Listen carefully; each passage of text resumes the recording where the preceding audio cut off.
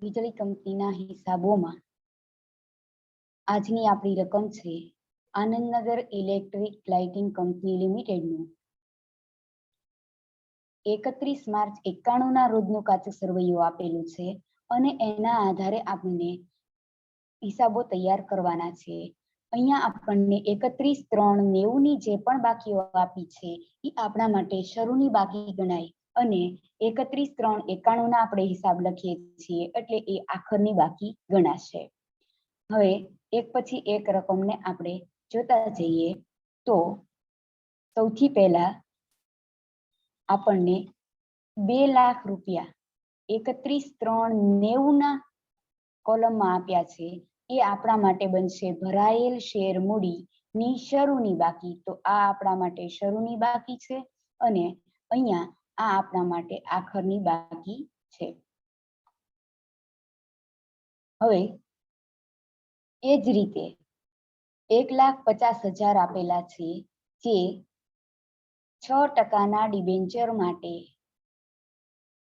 આખરની બાકી 1,50,000 રહેશે અને શરૂની બાકી 1,50,000 છે એટલે એમાં કોઈ ફેરફાર આવ્યો નથી. એવી જ રીતે 10,000 એ ઘસારા ભંડોળની બાકી છે, શરૂની બાકી રહેશે અને આ આખરની બાકી રહેશે.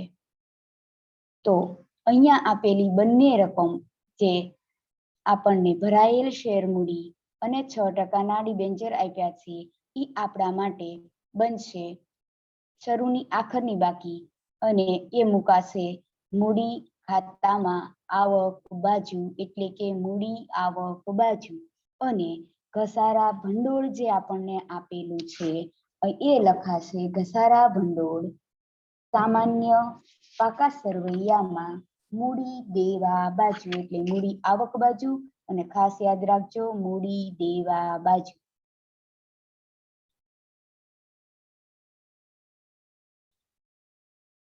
તો અહીંયા ઘસારા ભંડોળ છે એ આપણે લખશું મૂડી દેવા બાજુ સામાન્ય પાકા સરવૈયામાં. ત્યાર પછી હવે આપણને આપેલી જેટલી પણ મિલકતો છે તો એ બધી જ મિલકતોમાં આ બાકી જે છે એ શરૂની બાકી છે અને આ બાકી જે છે એ આખરની બાકી છે. તો અહીંયા આપણે એક પછી એક બધી જ મિલકતો જોઈ લઈએ કે ફ્રી હોલ્ડ મિલકત, મકાન, સ્ટેશન પરના યંત્ર, મેઇન્સ, ટ્રાન્સફોર્મર્સ, મીટર્સ અને વિદ્યુત સાધનો. આ બધી જ વિગતો આવશે મૂડી ખર્ચ બાજુ.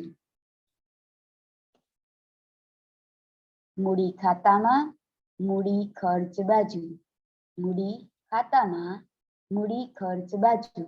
તો અહીંયા તમને એ ખ્યાલ આવી જશે કે આ બધી એની શરૂની બાકી છે, આ બધી એની આખરની બાકી છે. ત્યાર પછી આ જ કોલમને આગળ જોઈએ તો સામાન્ય સ્ટોર્સ આપ્યો છે તાર વગેરેનો. તો સામાન્ય સ્ટોર્સ થિયરી વખતે આપણે જોયું હતું કે તાર દોરડા બધી એક પ્રકારની મિલકત છે એ પણ આપણે મૂકવાની થશે કે મૂડી ખર્ચ બાજુ મૂડી ખાતામાં અને ઓફિસ ફર્નિચર પણ મુકાશે મૂડી ખર્ચ બાજુ મૂડી ખાતામાં. ત્યાર પછી આપણને આપેલી વિગતો એટલે કે કોલસો, બળતણ, ઓઇલ, વેસ્ટ આ બધી જ રકમ જે છે આ રકમ આપણે મૂકશું કે ઉત્પાદન કાર્યમાં ઉપયોગમાં આવે છે એટલે મહેસૂલી ખાતામાં. ખાસ યાદ રાખજો મહેસૂલી ખાતામાં ઉત્પાદનના ખર્ચ તરીકે નોંધીએ તો એ મુકાશે ઉધાર બાજુ. ત્યાર પછી હવે તમને આપ્યું છે કે એન્જિન રૂમ સ્ટોર્સ અને એ આપણે મૂકશું મહેસૂલી ખાતામાં ઉધાર બાજુ. અહીંયા જે આપ્યું છે કોલસો, ઓઇલ, વેસ્ટનો સ્ટોક તો એને મૂકવાનું પાકા સરવૈયામાં મિલકત લેણા બાજુ. ખાસ યાદ રાખજો સ્ટોક આવે એટલે મિલકત લેણા બાજુ અને સ્ટોર સ આવે તો એ આપણા માટે મૂકવાનું થાય મહેસૂલી ખાતામાં ઉધાર બાજુ. ત્યાર પછી મજૂરી છે એ પણ આપણે મૂકશું. મરામત ખર્ચ છે એને, અને પગાર છે, કરવેરો છે, આ બધી જ મિલકત એક પ્રકારના ખર્ચ છે જે આપણે ડિરેક્ટર ફી, સ્ટેશનરી, છપાવણી, જાહેરાત, કાનૂની ખર્ચા, આ તમામ વિગતો અહીં સુધીની છે એ બધી આવશે મહેસૂલી ખાતામાં ઉધાર બાજુ. મહેસૂલી ખાતામાં ઉધાર બાજુ. ત્યાર પછી પરચુરણ દેવાદારો, મિલકત લેણા બાજુ. પરચુરણ દેવાદારો સામાન્ય પાકા સરવૈયામાં મિલકત લેણા બાજુ. હાથ પરની રોકડ સિલક, તો એ પણ આપણે મૂકશું પાકા સરવૈયામાં મિલકત લેણા બાજુ. અને બાકી હપ્તા, ખાસ અલગથી આવેલી નવી વસ્તુ છે, એને યાદ રાખવાની છે આપણે. ચોખ્ખા મહેસૂલી ખાતામાં એનું વ્યાજ મૂકશું, પણ બાકી હપ્તાની રકમ છે એ આપણે મૂકવાની થશે બાકી હપ્તાની રકમ મૂડી ખાતામાં. તો રકમ આવશે મૂડી ખાતામાં અને એનું વ્યાજ આવશે ચોખ્ખા મહેસૂલી ખાતામાં. તો અહીંયા મૂડી આવક બાજુ બાકી હપ્તો દર્શાવવામાં આવશે. ત્યાર પછી કેટલીક વિગતોની અંદર હજી ઘસારા ભંડોળ સુધી આપણે જોયું હતું. મીટર દ્વારા વેચાણ, કરાર દ્વારા વેચાણ, તો જે પણ રીતે વેચાણ થાય છે તો બધું જ વેચાણ આવે મહેસૂલી ખાતામાં જમા બાજુ. તો મહેસૂલી ખાતાની અંદર જમા બાજુ દર્શાવશું. ત્યારબાદ મીટર ભાડું. મીટર ભાડું પણ મહેસૂલી ખાતામાં આપણે જમા બાજુ દર્શાવીએ છીએ. તો મહેસૂલી ખાતામાં જમા બાજુ. પરચુરણ લેણદારો, મૂડી દેવા બાજુ સામાન્ય પાકા સરવૈયામાં. હવે અનામત અને નવીનીકરણ અનામત આપેલું છે. બહુ જ અગત્યનો હવાલો છે, પરીક્ષાની દ્રષ્ટિએ પૂછાય એવો છે અને અહીંયા આપણે એને ખાસ સમજવાનો છે. આ બંને અનામત અત્યારે આપણે તમને કહીએ છીએ કે તમારે મૂકવાનું છે સામાન્ય પાકા સરવૈયામાં મૂડી દેવા બાજુ અંદરની કોલમમાં લખવાનું. પછી એમાં આપણે પ્લસ માઇનસ જે પણ વસ્તુ કરવાની આવશે એ કરશું. તો આટલી વિગતો આપણે જોઈ લીધી. હવે ત્યાર પછી આગળ આપણે જોવાનું છે રકમની અંદર આપેલા વધારાની વિગતો કે હવાલાને. તો 31/3/90 સુધીનો આપણને શેર દીઠ 10નો હપ્તો ચૂકવવાનો હતો અને બાકી હપ્તા પર 5% લેખે વ્યાજ ગણવાનું છે. તો બધાય ટીક માર્ક કરી લ્યો બાકી હપ્તાની અંદર. તો બાકી હપ્તાને આપણે વ્યાજ ગણતરી માટે ધ્યાનમાં લેવું પડશે. તો આમાં એક હવાલો છે. ત્યાર પછી ઘસારાની જોગવાઈ મકાન, યંત્ર દરેક ઉપર કરવાની છે.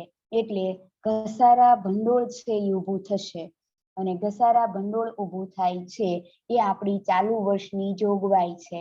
બરાબર. તો અહીંયા આપણે ઘસારા ભંડોળ છે એના ઉપર એક ટીક માર્ક કરી લેશું કે ઘસારા ભંડોળ જે આપણે ઊભું કરશું ત્યારે એની અંદર હવાલો છે એના જે પણ આંકડાઓ થશે ઈ એડ કરવાના થશે. એટલે એમાં એક તમારે ટીક માર્ક કરી લેવાની ઘસારાની. ત્યાર પછી નો હવાલો છે દર વર્ષે 6000 મરામત નવીનીકરણ અનામત ખાતે લઈ જવાની બોર્ડ ઓફ ડિરેક્ટરની નીતિ છે. તો બધાય અનામત જે આપેલું છે સમારકામ અને નવીનીકરણ અનામત અહીંયા એને પણ ટીક માર્ક કરી નાખો. ત્યાર પછી કાયમી મિલકત પર 1/2% કન્ટિન્જન્સી અનામત ખાતે લઈ જવાના છે. તો કન્ટિન્જન્સી અનામત પણ આપેલું છે. તો આ બંનેની અંદર આપણને હવાલો છે એ જોવા મળે છે. તો એ ગણતરી આપણે કરવાની રહેશે. અને ત્યાર પછી આપેલી છે સત્તાવાર થાપણ. સત્તાવાર થાપણ આપણે મૂકશું મૂડી ખાતામાં આવક બાજુ. મૂડી ખાતામાં આવક બાજુ. તો આટલી રકમ આપણને આપેલી હતી અને ખાસ પરીક્ષાની દ્રષ્ટિએ બધી જ વિગતો આવી જાય એવો દાખલો છે. આ દાખલો આવડે તો પરીક્ષાના મોટા ભાગના હવાલા છે આપણે સોલ્વ કરી શકીએ. તો હવે આપણી પાસે મહેસૂલી ખાતું છે એ આટલું તમારે જરૂરી વિગતો મુજબનું ગાળી લેવું. ત્યાર પછી ચોખ્ખું મહેસૂલી ખાતું છે એ ગણતરી કરવાની છે, એમાં વિગતો માટે આટલું કાઢવાનું રહેશે. એક વધારાની વિગત છે એની આપણે ગણતરી કરવી પડશે, એ છે બાકી હપ્તા પરના વ્યાજની ગણતરી. મૂડી ખાતું છે એ આપણે તૈયાર કરવાનું છે, જરૂરિયાત મુજબનું ગાળવાનું રહેશે. અને ત્યાર પછી પાકું સરવૈયું, ક્રમશઃ આપણે જે વીજળી કંપનીના હિસાબો જે છે એમાં જે પ્રમાણે ક્રમ આપ્યો છે એ જ મુજબ આપણે દરેક ખાતાઓ છે એની ગોઠવણ કરેલી છે. તો હવે આપણે જોતા જઈએ દરેક વિગતને. સૌથી પહેલા આપણને આપ્યું છે કે 2 લાખ ભરાયેલી થાપણ, પણ ભરાયેલી થાપણ મૂકતા પહેલા આપણે સત્તાવાર થાપણ મૂકી દેવી પડે, એટલે હવાલામાંથી આપણે સત્તાવાર થાપણ પહેલા મૂકશું, કારણ કે એનો આપણે ટોટલમાં ધ્યાનમાં લેતા નથી અને ત્યાં આપણે લાઈન આપવાની હોય છે. તો મૂડી આવક બાજુ લખવાનું છે સત્તાવાર થાપણ કે શેર મૂડી 10,000 શેર, દરેક રૂપિયા 100 નો. 10,000 શેર, દરેક રૂપિયા 100 નો. તો 10 લાખ શરૂ અને આખરની બાકીમાં મૂકવાના છે, કોઈ વધારો એમાં આપણે કરતા નથી. ત્યાર પછી મૂકશું ભરાયેલી શેર મૂડી 5,000 ઓર્ડિનરી કે ઇક્વિટી શેર, દરેકના રૂપિયા 50 નો હપ્તો છે. એનો અર્થ એમ થયો કે 5,000 ગુણ્યા 50 કરો તો તમારે શરૂની બાકી તમને આપી દીધી છે 2 લાખ, અને એમાં જો 50 રૂપિયા લેખે ભરાઈ ગયું હોય તો થવું જોઈએ 2,50,000. કેટલા થવા જોઈએ? તો કે 2,50,000 થવા જોઈએ. પણ અહીંયા તમારી પાસે 10,000 નો બાકી હપ્તો રકમમાં આપ્યો છે. જુઓ તમારા આંકડાકીય માહિતીમાં છેલ્લી વિગત આપી છે 10,000 નો બાકી હપ્તો, બરાબર. એટલે એવું કહી શકાય કે 5,000 શેર ઉપર જો 10 રૂપિયા આપણે મંગાવીએ તો 50,000 આવવા જોઈએ. કેટલા આવવા જોઈએ? તો કે 50,000 આવવા જોઈએ. પણ આપણને 10,000 નો બાકી હપ્તો કીધો હોય તો 50,000 માંથી 10,000 ઓછા આવ્યા છે, એટલે ઈ 10,000 જે ઓછા આવ્યા ઈ તમે બાદ કરી દો તો તમને મળે છે 40,000. હવે તમને એમ થશે કે અહીંયા આપણને કેવી રીતે ખ્યાલ આવ્યો? તો જુઓ, તમને કીધું છે કે 50 રૂપિયા ભરપાઈ થયેલા, દરેક રૂપિયા 50 નો. તો હવે 50 નો હોય એનો અર્થ એમ કે 5,000 શેર ઉપર 50 રૂપિયા લેખે ગણીએ તો 2,50,000 થવા જોઈએ. તો અહીંયા આપણે કેટલા મૂકવા પડે? 2 ને 50 મૂકવા પડે. પણ 2,50,000 મૂકી શકાશે નહીં, કારણ કે 10,000 નો હપ્તો બાકી છે. એટલે આપણે વધારો કેટલો મૂક્યો? 40,000 નો. તો 40,000 નો વધારો મૂકીએ તો 2 લાખ શરૂની બાકી, 40,000 નો વધારો, એટલે આખરની બાકી કેટલી થઈ? 2,40,000 આખરની બાકી બની. ઓકે, તો આ થયું બાકી હપ્તાની વાત. હવે બાકી હપ્તાની વાત આવી તો બાકી હપ્તા છે એ પર વ્યાજ ગણતરી માટે પહેલો હવાલો આપણને આપ્યો છે. તો ખાસ યાદ રાખજો, શરૂની બાકી જે તમને આપી હતી 2,40,000 નો જ વધારો થયો, કારણ કે 10,000 નો હપ્તો બાકી છે. અહીંયા તમને કહી દીધું છે કે બાકી હપ્તા સહિત, બરોબર. તો અહીંયા જો 5,000 શેર ઉપર 10 રૂપિયાનો બાકી હપ્તો જે છે, બરાબર, એ રીતનું આપણને ગણતરી કરવાનું કીધું છે. એટલે બાદ બાકી હપ્તો લખ્યો, એનો અર્થ એમ કે 50,000 ના બદલે કેટલા રૂપિયા આવ્યા છે? 40,000. અને એટલે આખરની બાકી 2,40 થઈ. હવે આપણે જોઈએ છીએ કે બાકી હપ્તા ઉપરનું વ્યાજ કેવી રીતે ગણવાનું છે. તો બાકી હપ્તા પર વ્યાજની ગણતરી તમારા ખાતા પૂરા થાય ત્યાં દર્શાવો. તો લખો બાકી હપ્તાના વ્યાજની ગણતરી. કેટલા રૂપિયાનો હપ્તો બાકી છે? તો કે 10,000 નો હપ્તો બાકી છે. એટલે મુદ્દલ ₹10,000 બરાબર. અને પછી તમને આપેલી છે મુદ્દત. કેટલી મુદ્દત માટે? તો કે 30/9/90 થી 30/9/90 થી એ દિવસે હપ્તો મગાવ્યો હતો, પછી ન ભરે તો આપણે હિસાબો લખીએ છીએ ત્યાં સુધી, એટલે કે 30/9/90 થી 31/3/91 કેટલા માસ થાય? તો એની ગણતરી કરીએ તો આપણને 6 માસ જોવા મળે. હવે 6 માસનું વ્યાજ ગણવાનું. 10,000 ઉપર 6 માસનું. હવે જુઓ કેટલા ટકા લેખીએ તો 5% તમને હવાલામાં કહી દીધા છે, બરાબર. તો વ્યાજની રકમ 10,000 પર 5% લેખે તમારે 6 માસનું વ્યાજ ગણવાનું છે, જે ₹250 આવે. એને ક્યાં મૂકવાના? તો કે બે અસર આવશે. એક અસર ચોખ્ખા મહેસૂલી ખાતામાં જમા બાજુ, અને બીજી અસર મિલકત લેણા બાજુ. બે અસર આપણે દર્શાવવાની છે. ફરીથી ₹10,000નો હપ્તો બાકી છે. એ 10,000 પર 6 માસનું 5% લેખે વ્યાજ ગણવાનું, અને બે અસર આપવાની. ચોખ્ખા મહેસૂલી ખાતામાં જમા બાજુ અને મિલકત લેણા બાજુ મળવાનું બાકી વ્યાજ.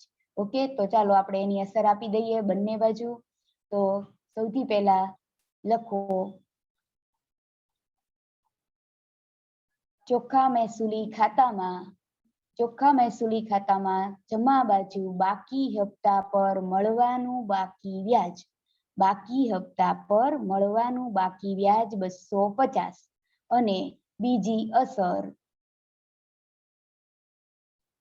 મિલકત લેણા બાજુ બાકી હપ્તા પર મળવાનું બાકી વ્યાજ 250. તો બંને અસર આપણે મુકાઈ ગઈ. ત્યાર પછી હવે આપણે જોવાનું છે તો રકમની અંદર 1,50,000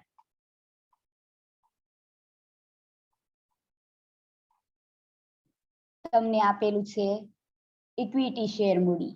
તો 1,50,000 ઇક્વિટી શેર મૂડી એ આપણે મૂકશું.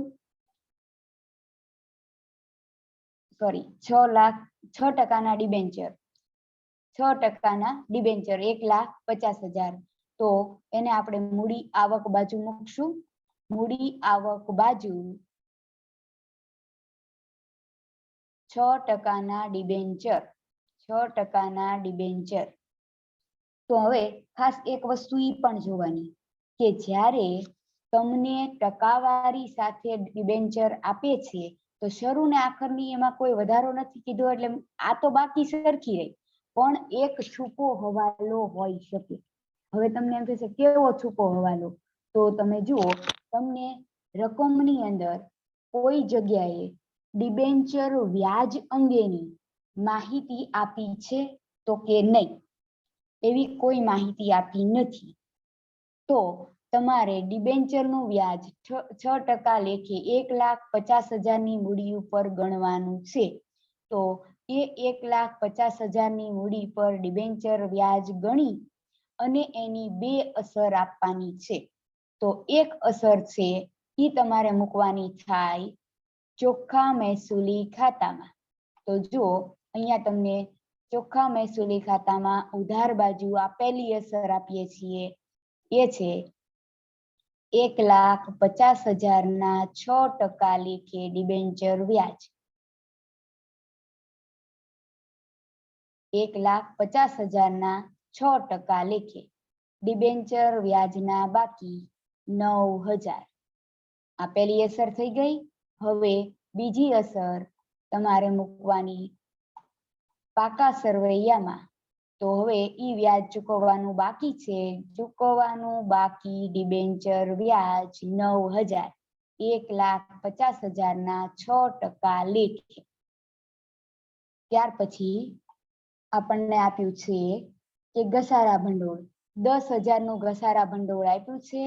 તમારે અત્યારે ઘસારા ભંડોળ મૂડી દેવા બાજુ અંદરની કોલમમાં મૂકીને રાખવાનું છે. જો અહીંયા દર્શાવ્યું છે એ રીતે અંદરની કોલમમાં લખીને રાખવાનું છે. પછી એમાં હવાલો આવે ત્યારે આપણે એડ કરશું. ત્યાર પછી તમને આપેલી છે મિલકતો, ફ્રી હોલ્ડ મિલકતો. તો હવે બધાય મૂડી ખર્ચ બાજુ જશે. મૂડી ખર્ચ બાજુ ફ્રી હોલ્ડ જમીન, ફ્રી હોલ્ડ જમીન 31,390 ની બાકી આપી છે અને બાકી બીજી જે બાકી છે 31,391 ની છે. તો અહીંયા આપણને બંને બાકી શરત સરખી આપી છે, કોઈ વધારો નથી. તો બંનેમાં લખશું 93,000.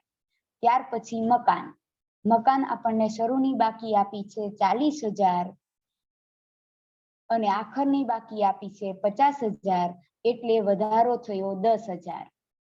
ત્યાર પછી આપ્યું છે સ્ટેશન પરના યંત્ર, શરૂની બાકી 60,000, આખરની બાકી 1 લાખ, એટલે વધારો થયો 40,000. પછી આપ્યું છે મેઇન્સ, તો મેઇન્સ પણ મિલકત છે, શરૂની બાકી 50,000, આખરની બાકી 80,000, એટલે તમારો વધારો થયો 30,000. ત્યાર પછી આપ્યું છે ટ્રાન્સફોર્મર્સ, મોટર્સ વગેરે. તો એની શરૂની બાકી 10,000, આખરની બાકી 20,000, એટલે તમારો વર્ષ દરમિયાનનો વધારો થયો 10,000 નો. ત્યાર પછી મીટર્સ, શરૂની બાકી 5,000, આખરની બાકી 15,000, એટલે વધારો આવ્યો 10,000 નો. ત્યાર પછી વિદ્યુત સાધનો, તો વિદ્યુત સાધનો શરૂની બાકી 3,000, આખરની બાકી 4,000, એટલે વધારો થયો 1,000 નો. ત્યાર પછી સામાન્ય સ્ટોર્સ, તાર, દોરડા સહિત એ જે પણ નાની ચાલુ મિલકતો જેવું છે, એ ઓછી કિંમતની મિલકતો છે, તો એ પણ આપણે સ્ટોર્સ તરીકે રાખીએ છીએ. તો એને આપણે દર્શાવશું શરૂની બાકી 16,000, આખરની બાકી 23,500, એટલે વર્ષ દરમિયાનનો વધારો થયો 7,500. ત્યાર પછી ઓફિસ ફર્નિચર, શરૂની બાકી 2,500, આખરની બાકી પણ 2,500, એટલે એમાં કોઈ વધારો જોવા મળ્યો નથી. તો આટલી વિગતો આપણે મૂડી ખર્ચ બાજુ દર્શાવી, જેમાં હંમેશા યાદ રાખવાનું શરૂની બાકી અને આખરની બાકી વચ્ચેનો તફાવત એટલે વધારો. તો તમને આ રીતે વધારાની કોલમ રકમ છે એ મળી જશે. ત્યાર પછી આપણને આપી છે વિગતો, એની અંદર કોલસો, બળતણ, oil, waste, engine room stores. તો આ બધી વિગતો જે છે એ આપણે મૂકવાની થશે મહેસૂલી ખાતામાં.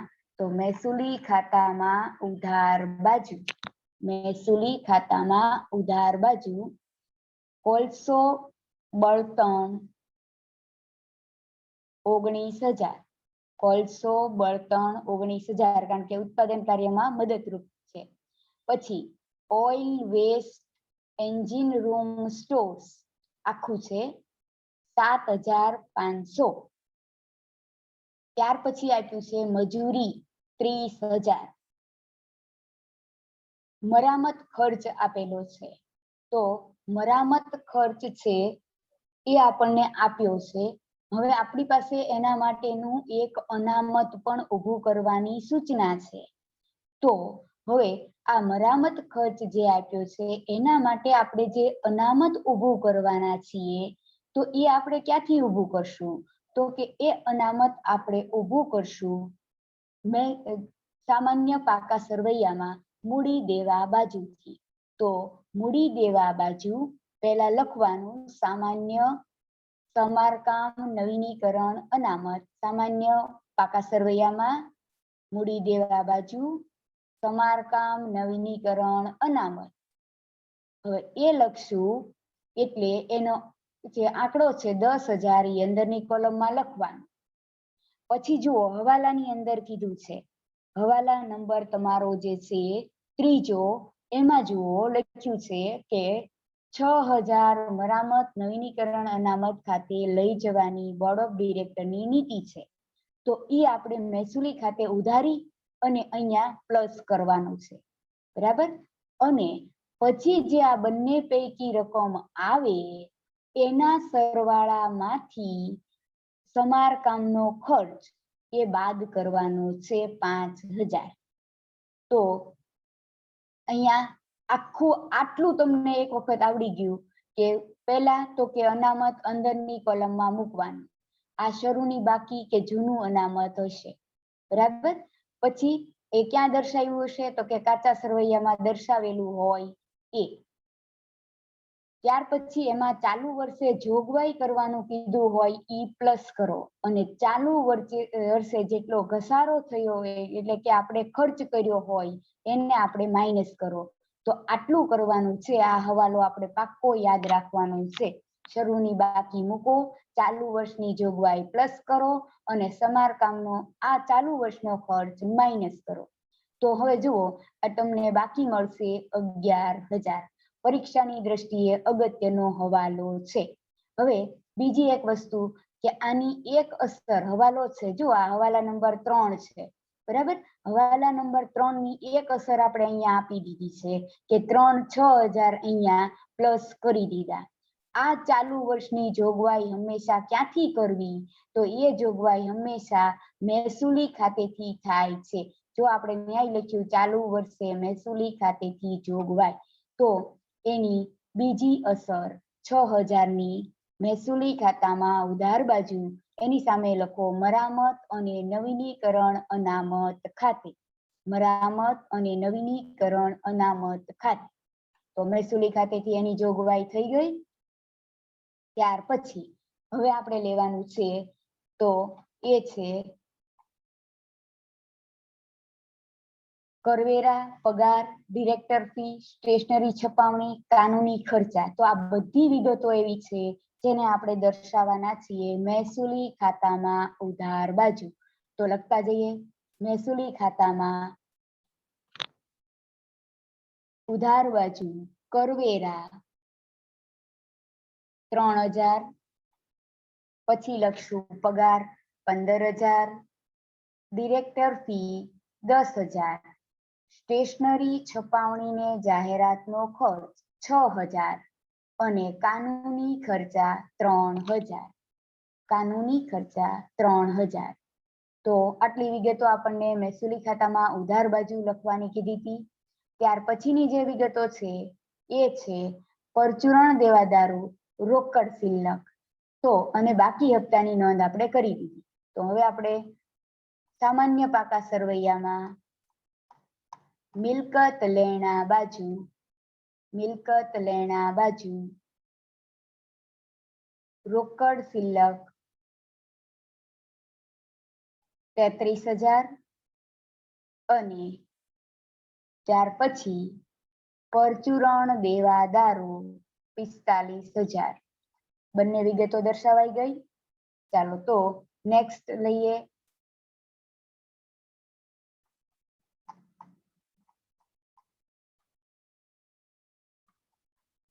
બાકી હપ્તાની વિગત આપણને રકમમાં જે સૂચના હતી એ મુજબ હવાલો આપણે કરી દીધો છે.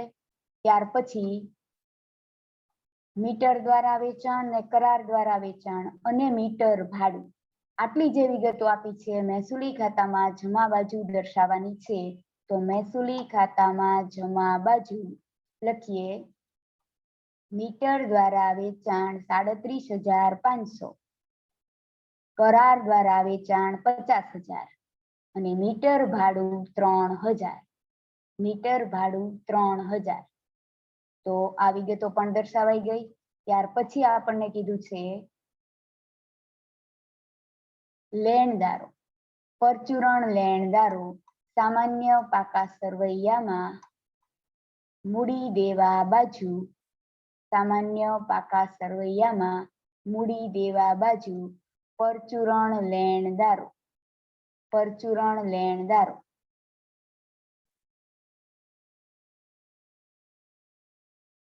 ત્યાર પછી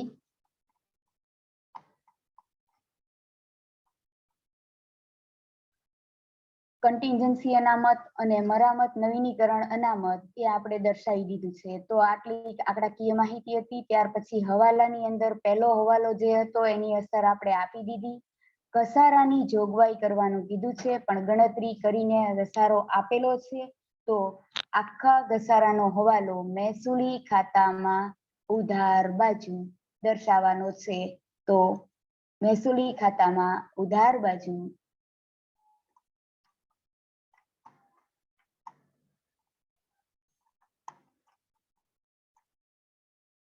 હેડિંગ આપવાનું ઘસારો, મહેસૂલી ખાતામાં ઉધાર બાજુ હેડિંગ આપવાનું ઘસારો, એમાં લખતા જવાનું મકાન 1125, યંત્ર 6000, મેન્સ 3250, ટ્રાન્સફોર્મર્સ 1500, મીટર્સ 1500, વિદ્યુત સાધનો 525 અને એ બધાનો ટોટલ 12ની કોલમમાં લેવાનો 13900.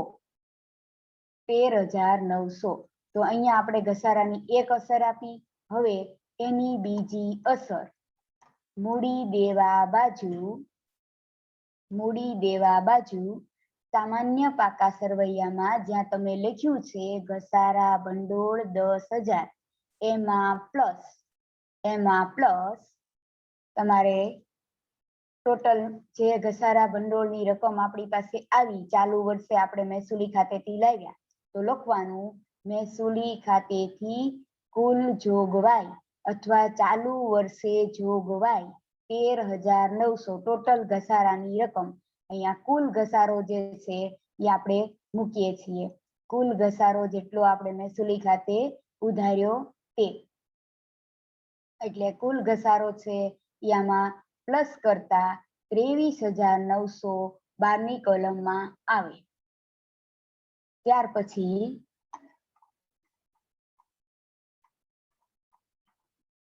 ઘસારાનો હવાલો થઈ ગયો.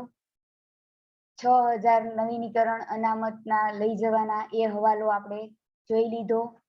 કન્ટિન્જન્સી અનામત છે ઊભું કરવાનું છે, સત્તાવાર થાપણ આપણે પહેલા જ દર્શાવી દીધી. હવે કન્ટિન્જન્સી અનામત કેવી રીતે ઊભું થાય, તો આ વસ્તુ પરીક્ષામાં પૂછાય જ. ખૂબ અગત્યની વસ્તુ છે. તમારે શું કરવાનું, તો કે તમારા મૂડી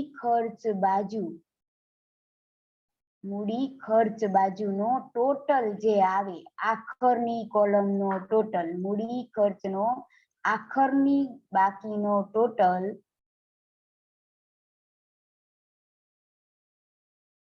જે બાકીનો ટોટલ તમે શોધશો ઈનો ટોટલ ઉપર ટકાવારી ગણવાની. આખરની બાકીના ટોટલની ટકાવારી, એટલે તે ટકાવારી શોધવા માટે તમારે શું કરવું પડે, તો કે પહેલા તમારે મૂડી ખાતું બંધ કરવું પડે. અને એટલે હવે બધા મૂડી ખાતાનો ટોટલ કરશે. તો મૂડી ખાતું જે છે આપણી પાસે તૈયાર, હવે એમાં બધી મિલકતો મુકાઈ ગઈ છે.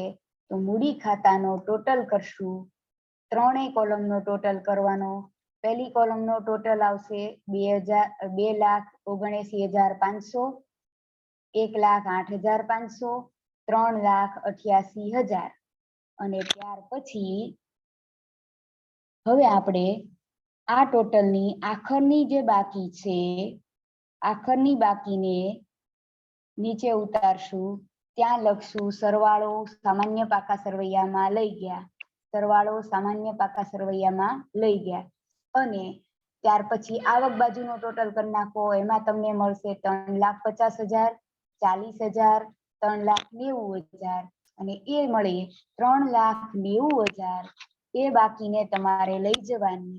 તો નીચે લઈ જઈ અને ત્યાં લખવાનું સરવાળો સામાન્ય પાકા સરવૈયામાં લઈ ગયા. તો હવે સરવાળો પાકા સરવૈયામાં લઈ જઈએ છીએ. એ સરવાળો લઈ જતા પહેલા આપણી પાસે જે અહીંયા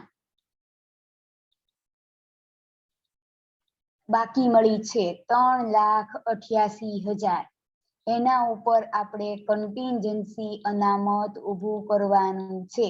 તો કન્ટિન્જન્સી અનામત ઊભું કરવા માટે ક્યાં લઈ જવાનું, તો કે કન્ટિન્જન્સી અનામત ઊભું થશે એ ચોખ્ખા મહેસૂલી ખાતેથી ઊભું થશે. ખાસ યાદ રાખજો, ચોખ્ખા મહેસૂલી ખાતેથી એ અનામત છે એ ઊભું કરવામાં આવે છે. અને ત્યાંથી ઊભું કરી એ અનામત ઉધાર બાજુ ચોખ્ખા મહેસૂલી ખાતામાં આપણે બનાવશું. અને સામાન્ય પાકા સરવૈયામાં મૂડી દેવા બાજુ તમે જે કન્ટિન્જન્સી કન્ટિન્જન્સી અનામત લખ્યું હોય એમાં પ્લસ કરશું. તો ચાલો હવે બધાય પહેલા સામાન્ય પાકા સરવૈયામાં આંકડાઓ જે છે એ મૂકી દેશે. તો સામાન્ય પાકા સરવૈયામાં પહેલા લખી નાખો મૂડી ખાતેથી કુલ મૂડી આવક 3,90,000 અને મૂડી ખાતેથી કુલ મૂડી ખર્ચ મિલકત લેણા બાજુ 3,88,000. હવે આ 3,88,000 નો ખર્ચ આપણી પાસે આવી ગયો છે. આના ઉપર આપણે કન્ટિન્જન્સી અનામત ઊભું કરશું. તો કન્ટિન્જન્સી અનામત ચોખ્ખા મહેસૂલી ખાતે ઉધાર બાજુ લખવાનું કન્ટિન્જન્સી અનામત એના પર 1/2% લેખે આપણે ગણતરી કરશું. તો 1,940 કન્ટિન્જન્સી અનામત. આ અનામત ચોખ્ખા મહેસૂલી ખાતેથી ઊભું થયું. હવે એને આપણી બીજી અસર આપવાની છે અને એ બીજી અસર આપણે આપશું મહેસૂલી સામાન્ય પાકા સરવૈયામાં મૂડી દેવા બાજુ કન્ટિન્જન્સી અનામત 9,000 અંદરની કોલમમાં લખ્યું છે એમાં પ્લસ ચોખ્ખા મહેસૂલી ખાતેથી લાવ્યા ચાલુ વર્ષે જોગવાઈ અને ટોટલ 12ની કોલમમાં લઈ લેવાનો 10,940. ત્યાર પછી હવે આપણને આપેલી હવાલાની વિગતોની અંદર સત્તાવાર થાપણ આપણે દર્શાવી દીધી છે. મહેસૂલી ખાતું બંધ કરવા માટે સૌથી પહેલા મહેસૂલી ખાતાનો જમા બાજુનો ટોટલ કરીને ઉધાર બાજુ લઈ જાઓ. તફાવતની રકમ મળશે 27,100 તફાવતની રકમ. એની સામે લખવાનું ચોખ્ખા મહેસૂલી ખાતે લઈ ગયા અને ચોખ્ખા મહેસૂલી ખાતામાં તો ચોખ્ખા મહેસૂલી ખાતે લઈ ગયા 27,100. એ 27,100 આપણે દર્શાવશું. ચોખ્ખા મહેસૂલી ખાતામાં જમા બાજુ ત્યાં લખવાનું મહેસૂલી ખાતેથી લાવ્યા 27,100. તો મહેસૂલી ખાતું બંધ થઈ ગયું અને ચોખ્ખા મહેસૂલી ખાતામાં એની બાકી આવી ગઈ. હવે ચોખ્ખું મહેસૂલી ખાતું બંધ કરવાનું છે. ચોખ્ખા મહેસૂલી ખાતામાં આપણી પાસે જમા બાજુ 2 વિગતો છે. એનો સરવાળો કરશું, એને ઉધાર બાજુ લઈ જશું અને ત્યાં પણ આવેલી 2 વિગતો જે છે એને માઇનસ કરતા તમને બાકી મળે છે 16,410. 16,410 ની બાકી પાકા સરવૈયામાં લઈ ગયા અને આ બાકીને આપણે પાકા સરવૈયામાં દર્શાવશું. પાકા સરવૈયામાં મૂડી દેવા બાજુ ત્યાં દર્શાવવાનું ચોખ્ખા મહેસૂલી ખાતાની બાકી 16,410. ચોખ્ખા મહેસૂલી ખાતાની બાકી 16,410. તો આ રીતે આપણને આપેલી તમામ વિગતો છે એ મુકાઈ ગઈ છે. એટલે અહીંયા દાખલાની તમામ વિગતો છે એ દર્શાવી મહેસૂલી ખાતું, ચોખ્ખું મહેસૂલી ખાતું, પાકું સરવૈયું અને મૂડી ખાતું તૈયાર કર્યું છે.